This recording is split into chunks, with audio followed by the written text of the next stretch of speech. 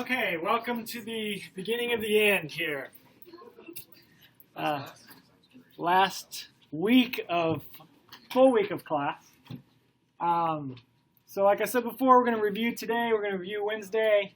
Friday will be the first half of the midterm, or the final. Monday, next Monday will be the second half of the final. As the review, instead of going back and re-lecturing on a bunch of stuff, I'm just going to walk through some of the comprehensive problems.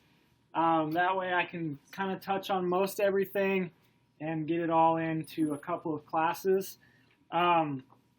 So, a couple things. First, just because we don't talk about it in today or Wednesday's class doesn't mean it's not going to be on the final. I'll try to cover most things, but you should still review on your own as well.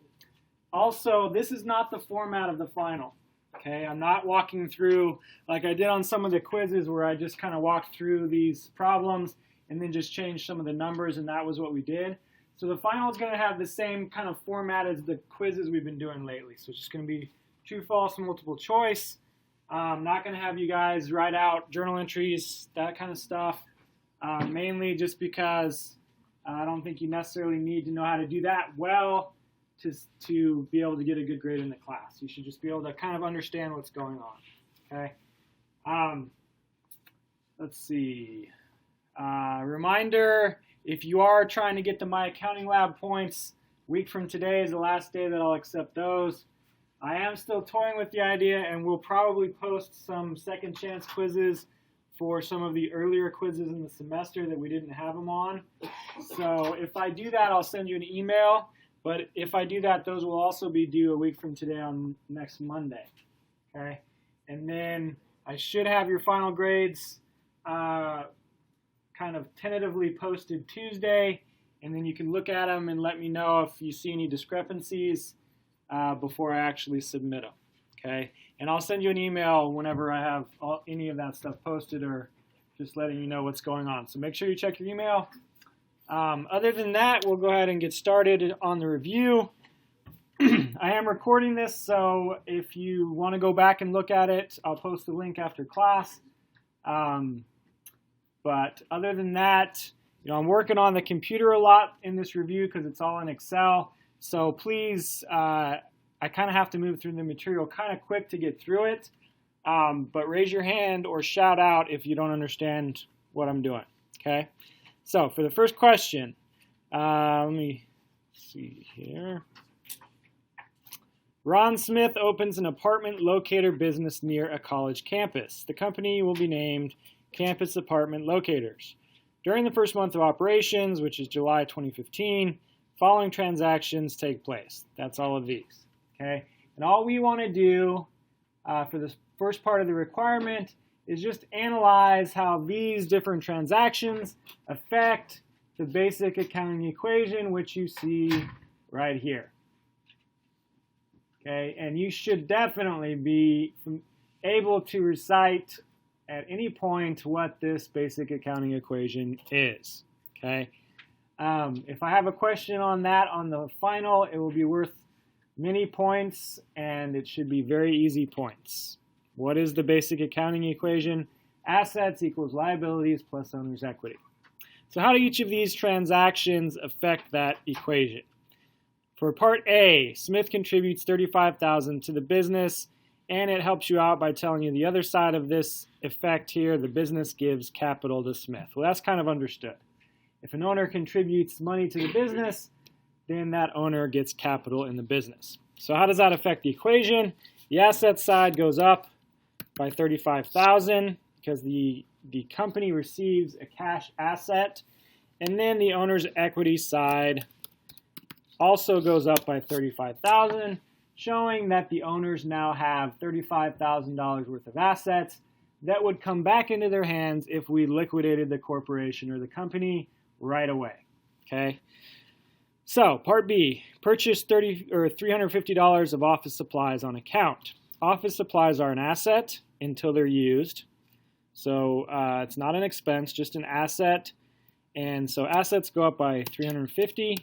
And in this case, instead of paying with cash, we are paying on credit. So we will now owe $350 on that side. So both sides go up by $350. Still balanced. Part C, pay $30,000 to acquire a lot next to campus. So we're buying land, we're paying cash, we're just flipping assets. Instead of having cash now, we now have land.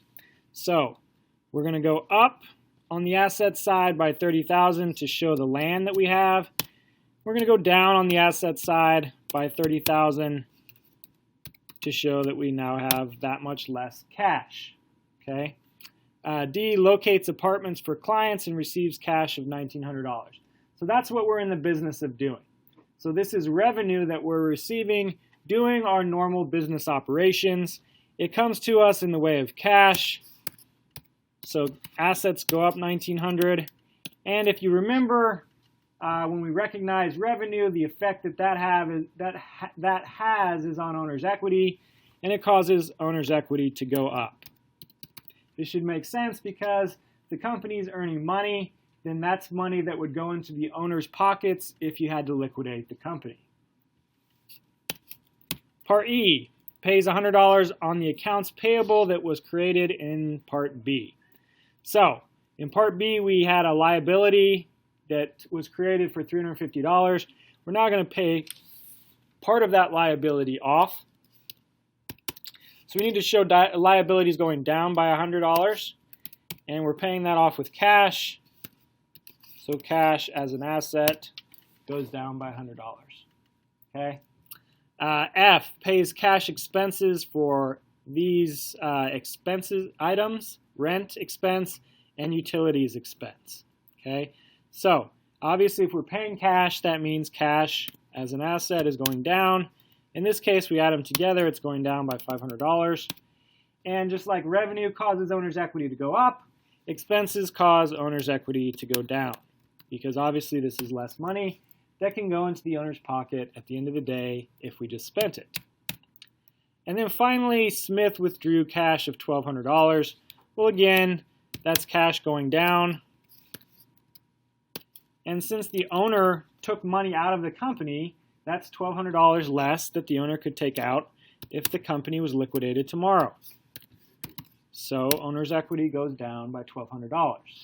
So for each of these transactions, the equation remains balanced. And that's what you need to always be looking at when you're asked to tell what the effect is on the basic accounting equation, is that no matter what, it still remains true that assets equal liabilities plus owner's equity.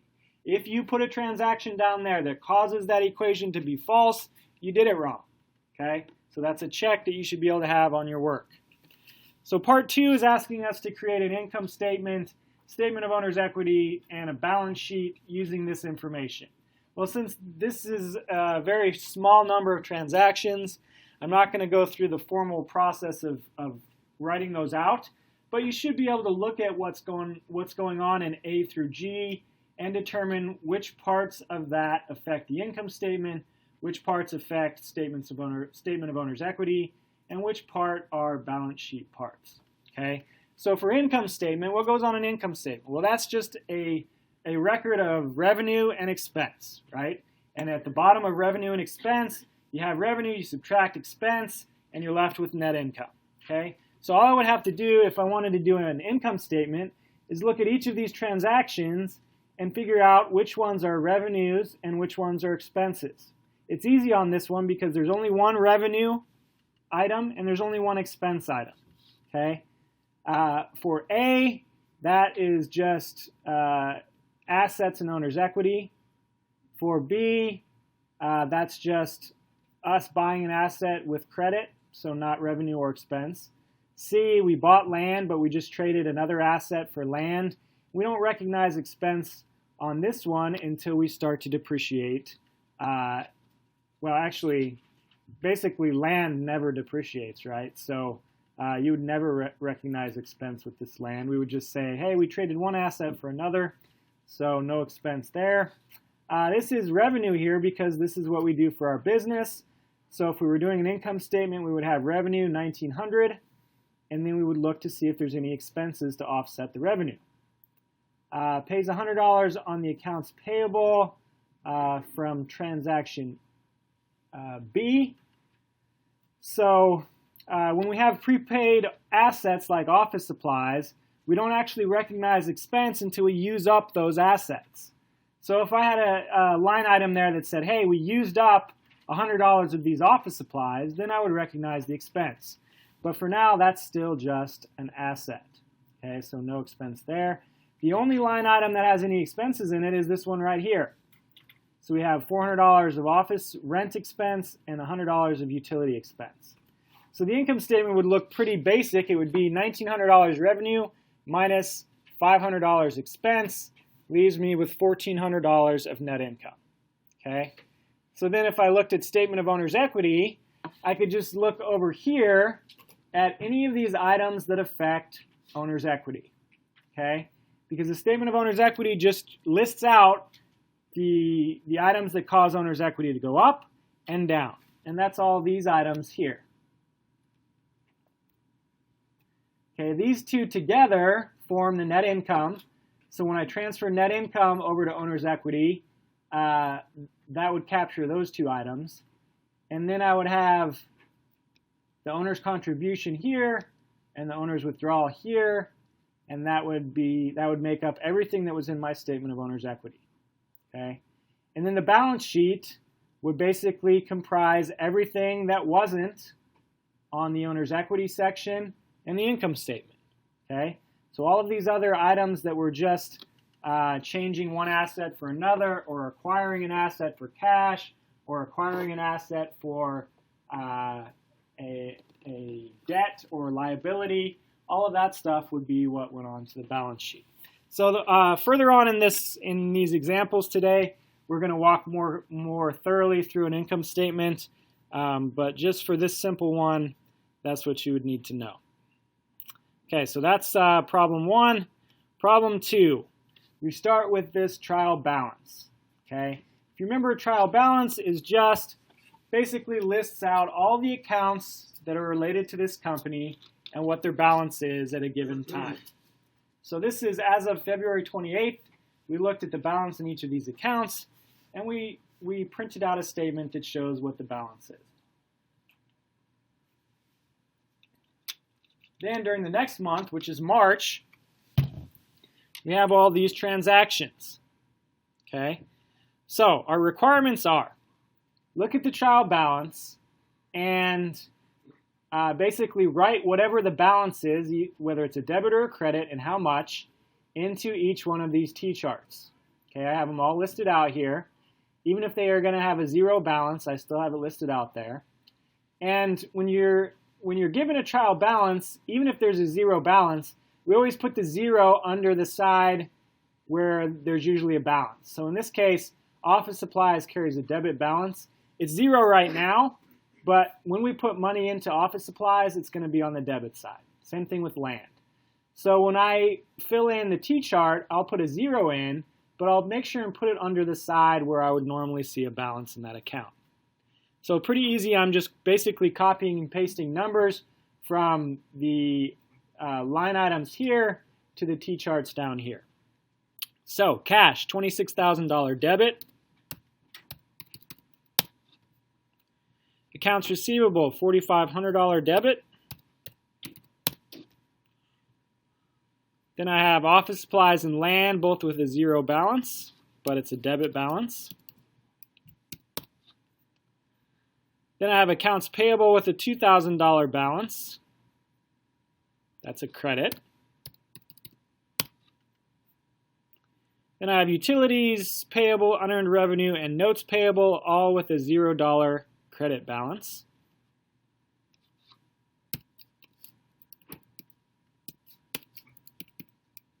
So those are all my liability accounts. I did my revenue or my asset accounts already. Then I have my owner's equity account, which is Harper Capital. It's got a $28,500 credit balance. Then I have Harper Withdrawals, which is a $0 debit balance. Service revenue, so now I'm into my temporary accounts. Service revenue, $0 balance, but it's a credit side. All my expense accounts will have a debit balance, but they're all 0 right now before I do any of these journal entries. So we have salaries expense 0, rent expense 0, interest expense 0, and utilities expense 0. Okay, so that was part 1 of my requirements. Go ahead and put the balance of everything in the trial balance into these accounts.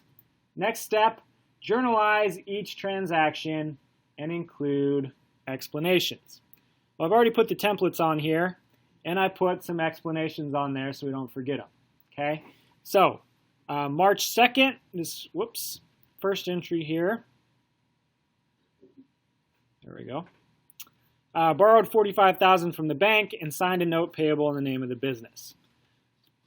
So we debit cash because we're getting cash from the bank, and we now have a debt to the bank of $45,000, and our description is borrowed money from the bank. March 4th, paid cash of $40,000 to acquire land. So this is just exchanging one asset for another.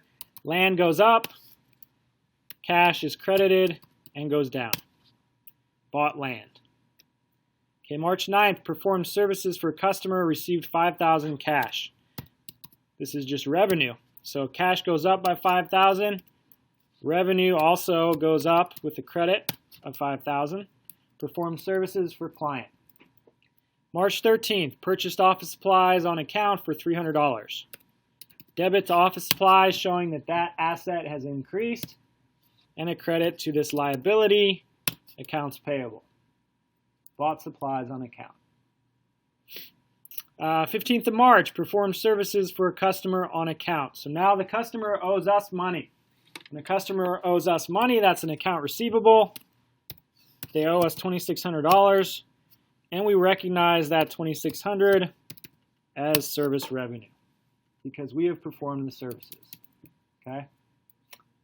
18th of March, paid $1,200 on account. So we're basically paying down one of our debts. Okay, so accounts payable goes down by $1,200. And obviously, if we're paying in cash, then cash goes down by $1,200. Paid money on account. 21st of March, we have these expenses that we pay with cash. Got salaries expense, rent expense, and interest expense. Okay, so we're going to debit each one of those expense accounts. Salaries $3,000, rent $1,500, and interest $400. And we'll total those up. $3,000 plus $1,500 plus $400 gives me $4,900. And that's how much the cash account is reduced by. And my description, paid expenses with cash. 25th of March, received $3,100 from customer on account. So this is a customer paying what they owe us. So if they pay us, that means our cash goes up, and they don't obviously want to pay that twice. So we have to record the fact that their debt for that amount is erased. So we credit accounts receivable for $3,100. March 27th, received a $200 utility bill, and we're not going to pay that until next month. So this is one of those times where right when we get the bill, we recognize the expense, and we just throw it into liabilities until we pay it next month. Okay, so we recognize the expense by putting money into an expense account, $200, and we increase what we owe in our accounts payable by $200.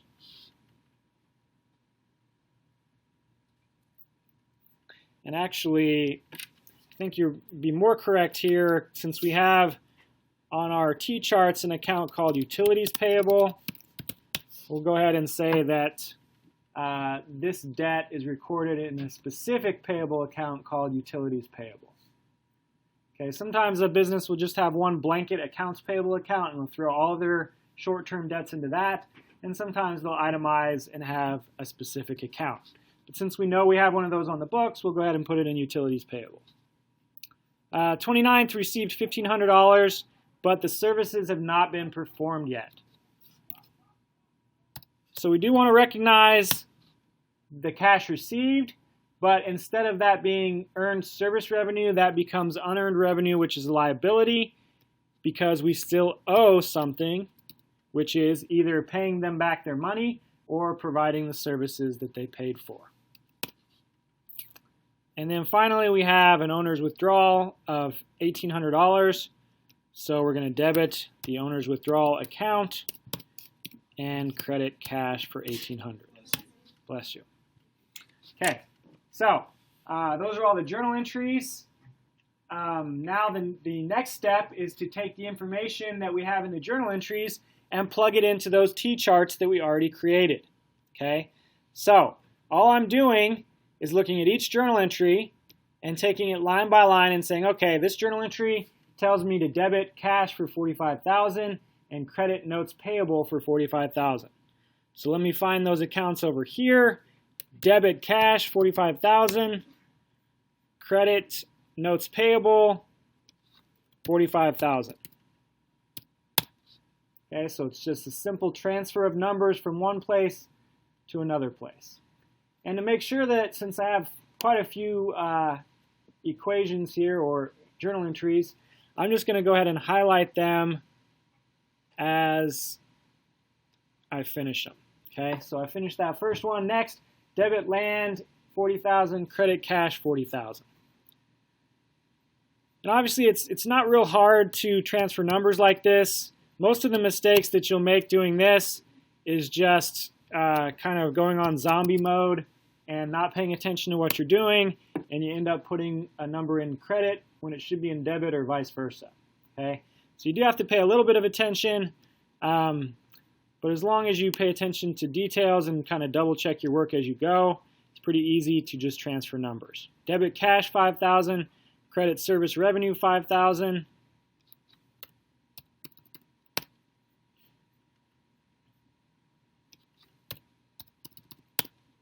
It's kind of monotonous, but should be pretty easy. Debit office supplies, $300. Credit accounts payable, $300.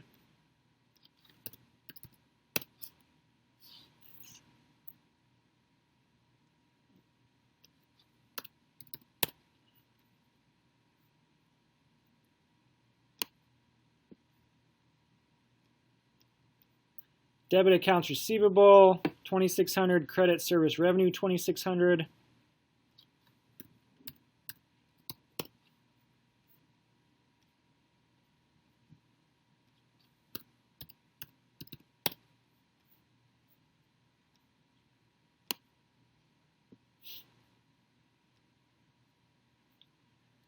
Debit accounts payable, $1,200. Credit cash, $1,200.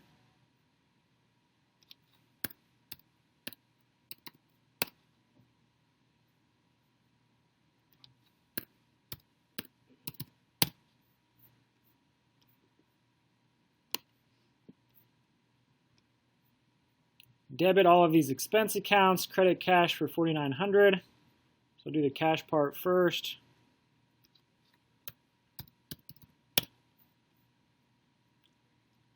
$3,000 to salaries expense, $3,000 or $1,500 to rent, $400 to interest.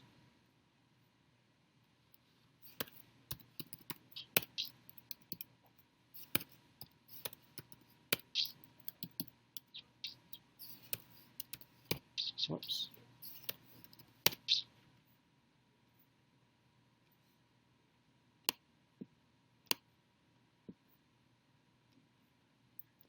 Debit cash, $3,100. Credit accounts receivable, $3,100.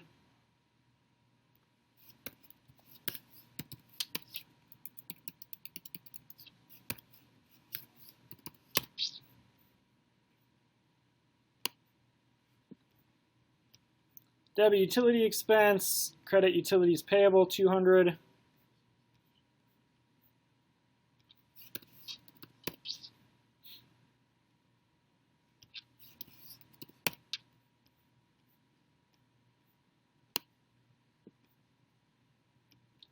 Debit cash, credit unearned revenue, $1,500.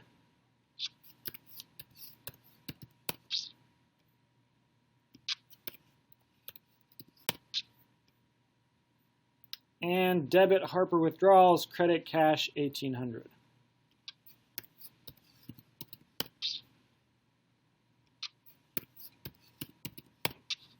Okay, so that's step 3.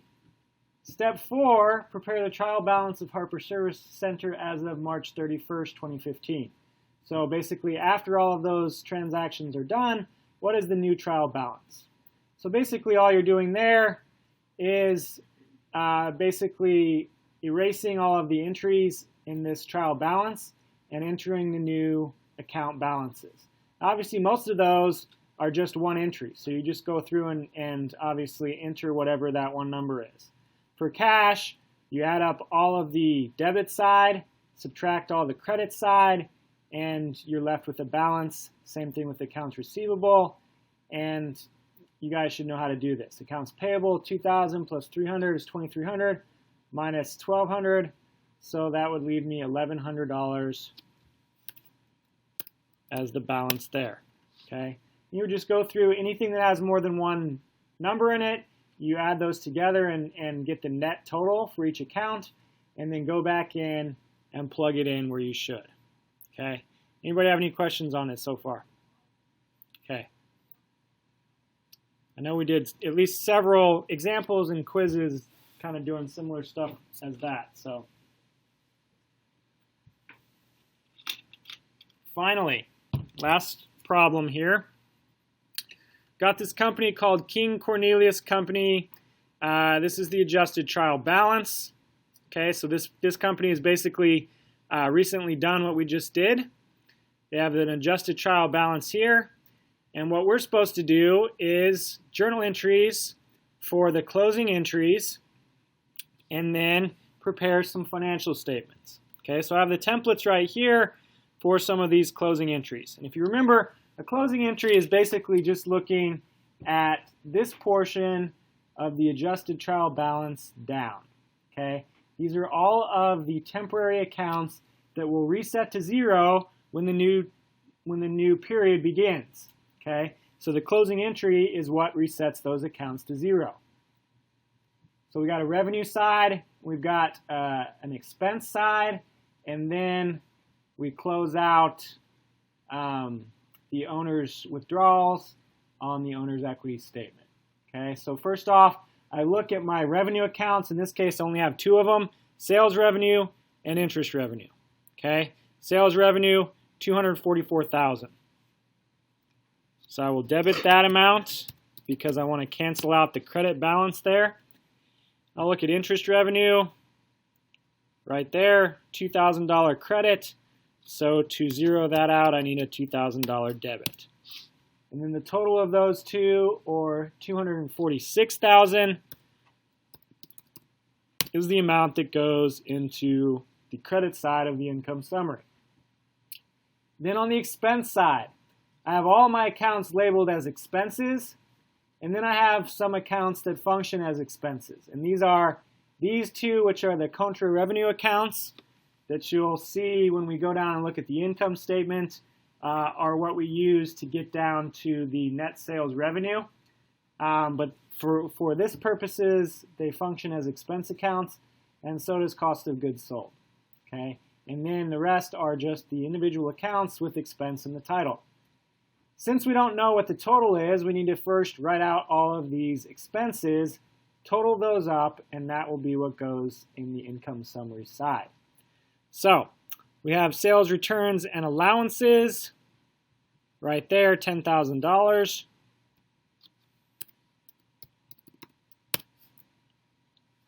Oops. Sales discounts, $8,000. Salaries expense, $72,700, which is right here. Rent expense, $7,700. Utilities expense, $5,800. Depreciation expense, $2,700. Supplies expense, $2,200. Interest expense, $2,900. Cost of goods sold is back up here. Oops. $81,000. These are all debits, so we're going to credit them to zero them out. And then to get our total on the income summary, we will just add up everything on the credit side. Okay, so our total there is $193,000. For net income, this should be revenue minus expenses, and our net income based on the closing entries is $53,000. So then what we're going to do is we'll go down and we're kind of just writing it out, same information in a different spot, and on this income statement, it will total out to net income here. And this is a way for us to kind of check if we did the journal entry right up here, because the net income here should equal what we calculated by just subtracting expenses from revenue, which was what we got right there. Okay. So again, all I have to do for the income statement, since I put a template out here already, is I fill in based on information from the trial balance, all of the necessary information over here. So I have sales revenue. Again, important to look for this information on the trial balance instead of looking at the journal entry we just did. Because looking at the trial balance, that allows us to double check whether we entered everything correctly up here. So, sales revenue, $244,000. Less sales discounts, which was $8,000, so I'll do a negative $8,000 there. Less returns and allowances, which was $10,000, so I'll do a negative there. And that totals out to net sales revenue. Okay. Again, this is called a multi-step income statement because there are several steps we get to before we finally get to net income. The first kind of step we get to gives us net sales revenue. Then we'll take out cost of goods sold, and that will give us gross profit. And then we'll come down to operating income, and then finally net income. And the reason that they break it out like that is because when investors look at some of the ratios that we talked about, some of those ratios to evaluate a company will look at net sales revenue. Different ones will look at gross profit. Different ones will look at operating income. So this is a handy place to have all of that information together. Okay. So from net sales revenue, I just subtract cost of goods sold, which is right here, $81,000, to get to my gross profit, which is now $145,000. From that number, I will subtract out all of my expenses, or my operating expenses, to get down to operating income. Okay, so I'll look over here for salaries expense, $72,700. Whoops. Rent expense, $7,700. Utilities expense, $5,800. Depreciation expense, $2,700. And supplies expense, $2,200. We still have interest expense, but that will be down here because it's not one of the operating expenses. Okay, so operating income totals out to $53,900. From that, we will add other revenues and subtract other expenses. In this case, that's just interest revenue added, interest expense subtracted. So interest revenue was $2,000 right here. Interest expense is $2,900 right there. So that totals out to negative $900. So we subtract 900 from 53,900, and we're left with net income there, which matches net income there. Okay. So that's our multi-step income statement. And then it asks for statement of owner's equity, which is just anything that affected owner's capital for the year.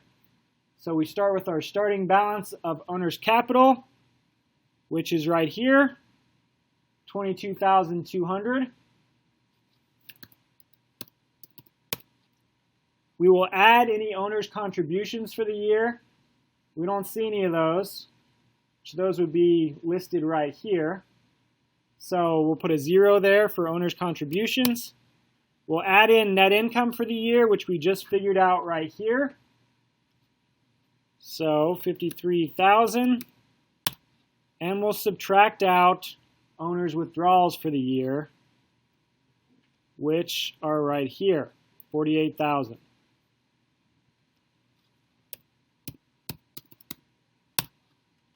Whoops, should be a negative 48,000. And we're left with a new owner's capital balance of 27,200 for the year. Okay, so that would be our new balance. Finally, it asks for a balance sheet that incorporates all of this information. Well, we're given this adjusted trial balance right here, and the only difference between this adjusted trial balance and the balance sheet, well, there's two differences. First of all of these temporary accounts that we closed out, those will all be gone. So we would just kind of cut the sheet off right there, and Cornelius Capital would be the last account that we listed there. And the only other difference when we do the balance sheet is that our capital account now has a different balance. So it used to be this number. Now it would be this number. Okay? Every other account on the adjusted trial balance would have the same balance when we printed the actual balance sheet.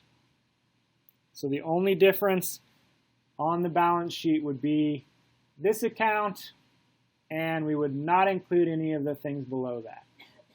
Okay? And that's how you do it. Any questions? Yes?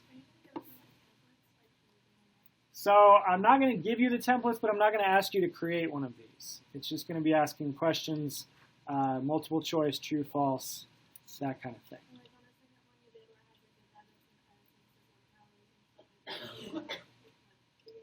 I mean, the multiple, that would, you'd either get a true, false, or multiple choice similar to that, and would have them listed out. And you would need to be able to recognize which one of these looks correct. Okay? So you would have to have some knowledge of what the template looks like. Okay? But it is open note, open book. So if you can't recognize that just by looking at it, just make sure that you notate that or have it somewhere available to you. Any other questions? Okay, make sure that you sign the sheet before you leave. And other than that, I will see you on Wednesday. Friday and Monday.